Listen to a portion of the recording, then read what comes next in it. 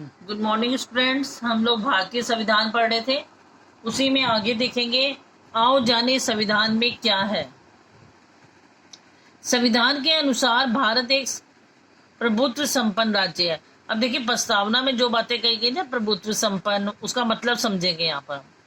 संविधान के अनुसार भारत प्रभुत्व संपन्न राज्य है। इसे संविधान के अनुसार अपनी इच्छा अनुसार आचरण करने की स्वतंत्रता दी गई है।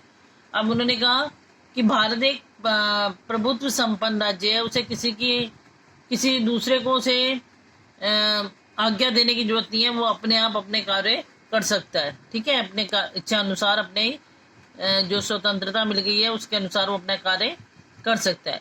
भारत की सरकार जनता के लिए जनता द्वारा चुनी जाने की व्यवस्था है। इसी कारण भारत को लोकतंत्र कहा गया है। और लोकतंत्र का मीनिंग क्या बताया, ठीक है ना। उन्होंने बोला था लोकतंत्रात्मक संविधान, वहां लिखा होता प्रस्तावना में। उसका मतलब है कि भारत की जनता सरकार को चुनेगी और उसके द्वारा चुना गया व्यक्ति ही देश की शासन व्यवस्था को चलाएगा। इसे ही क्या कहते हैं, लोकतंत्र कहा जाता है। भारत का राष्ट्र अध्यक्ष एक प्रधानमंत्री निर्वाचन द्वारा नियुक्त होता है। इसी कारण इसे गणराज्य कहा जाता है, ठीक है। और राष्ट्र अध्यक्ष और प्रधानमंत्री किसके द्वारा नियुक्त किए जाते हैं, निर्वाचन के द्वारा नियुक्त किए जाते हैं, ठीक है। तो इसीलिए हम ये क्या कहते हैं, भारत जो है एक गणराज्य है। संविधान के अंदर इसे गणराज्य भी कहा गया। भारत में सभी धर्मों को मान्यता दी गई है। इस प्रकार भारत पथ निरपेक्ष देश है। मैंने आपको कहा था कि भारत को सभी धर्मों को एक समान समझता है, किसी भी धर्म को ऊपर नहीं रखता। ये नहीं कि हिंदू धर्म ऊपर है या सिख धर्म ऊपर है या मुसलमान धर्म ऊपर है, ठीक है। उसके हिसाब से किसी भी धर्म को मानने वाले लोगों सभी अपने धर्मों का पालन कर सकते हैं और संविधान की नज़र में सभी एक समान है। सामाजिक एकता एवं समरसता के लिए समाजवाद की स्थापना, और समाज में एकता बनाए रखने के लिए, ठीक है, क्या जरूरत है, समाजवाद की जरूरत है ताकि लोग एक समान रह सके। फिर इसी में आते हैं हमारे संविधान में दिए हुए नीति निर्देशक तत्व।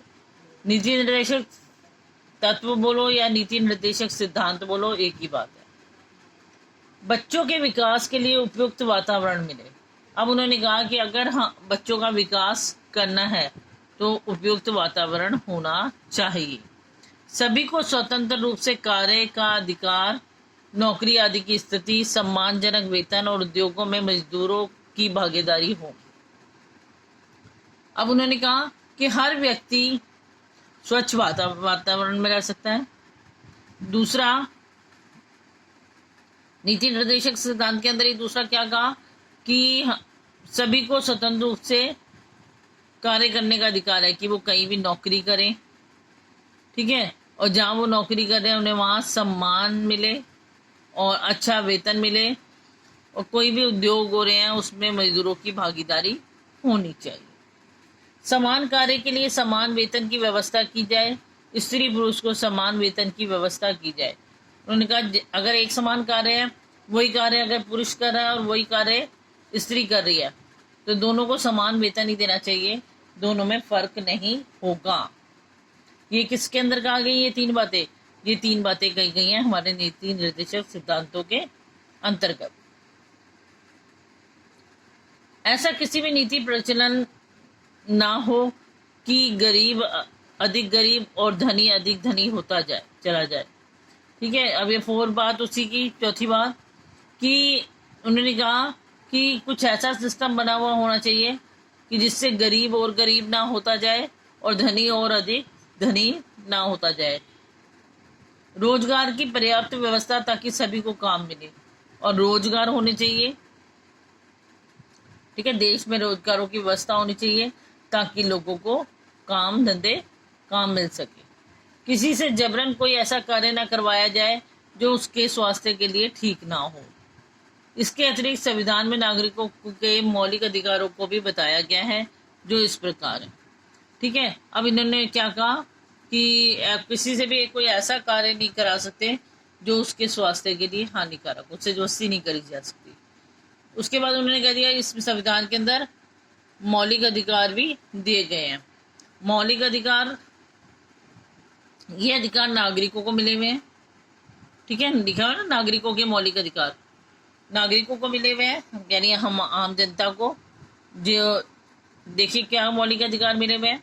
समानता का अधिकार, किसी भी जाति धर्म के व्यक्तियों को स्वतंत्र रूप से कोई भी कार्य करने एवं सार्वजनिक स्थानों पर जाने का अधिकार है, ठीक है। उन्होंने कहा समानता का अधिकार यानी सब समान है, चाहे कोई किसी भी धर्म का है, जाति का है, वो स्वतंत्र रूप से कोई भी कार्य करे या किसी भी सार्वजनिक स्थानों पर जाए, उन्हें कोई नहीं रोकेगा। पहले क्या होता था, पहले ऊंच नीच समझी जाती थी, निम्न जाति के लोग उच्च जाति के मंदिरों में नहीं जा सकते थे, उनके कुओं पर नहीं जा सकते थे, ऐसे, ठीक है, ऐसी सब जगहें चीजें बनाई हुई थी। लेकिन हमारे संविधान के अंतर्गत अब छुआछूत नहीं मानी जाती और सभी को समानता का अधिकार दिया गया है, चाहे वो किसी भी जाति धर्म का है, किसी भी सार्वजनिक स्थानों पर जा सकता है। फिर आता है स्वतंत्रता का अधिकार। सभी नागरिकों को अपनी इच्छा अनुसार सामाजिक सीमाओं में रहकर सभी नागरिकों को भारत में कहीं ना कहीं आने जाने की स्वतंत्रता, निश्चित क्षेत्रों को छोड़कर वह भारत के किसी भी भाग में रोजगार या व्यापार कर सकता है। अब वो कह रहे हैं कि भारत का कोई भी नागरिक, ठीक है, भारत के, ठीक है, मतलब उन्होंने कहा कि सभी नागरिकों को भारत के कहीं भी आने जाने की स्वतंत्रता है, भारत में कहीं भी आए जाए, दिल करे उत्तर प्रदेश जाए, दिल करे तमिलनाडु जाए, जहां मर्जी जाए उसकी मर्जी है, ठीक है, कोई भी मतलब उस पर रोक नहीं लगा सकता। तो उन्होंने कहा सिर्फ एक वो जहां जो गोपनीय एवं निश्चित को छोड़कर, मतलब जहाँ खास तौर पे कुछ लगेगा कोई खतरा है वहां नहीं जाना, तो वहां पे पाबंदी लगाई जाती है कि इधर कोई नहीं जाएगा, एक उस जगह को छोड़कर बाकी क्या कहते हैं हर जगह पे जा सकते हैं। भारतीय नागरिक भारत में कहीं भी निवास करने के लिए स्वतंत्र है, कहीं भी रह सकते हैं। भारतीय नागरिक कहीं भी कोई भी समिति या संघ बनाकर अपने अधिकारों के लिए कानून की सीमा में रहकर लड़ सकता है, मतलब वो समिति बना सकते हैं, संगठन बना सकते हैं, संघ बना सकते हैं, ये स्वतंत्रता मिली है। सभी को सभा एवं गोष्ठी करने का अधिकार है, कभी कभी इस कार्य के लिए प्रशासनिक अनुमति की भी आवश्यकता होती है।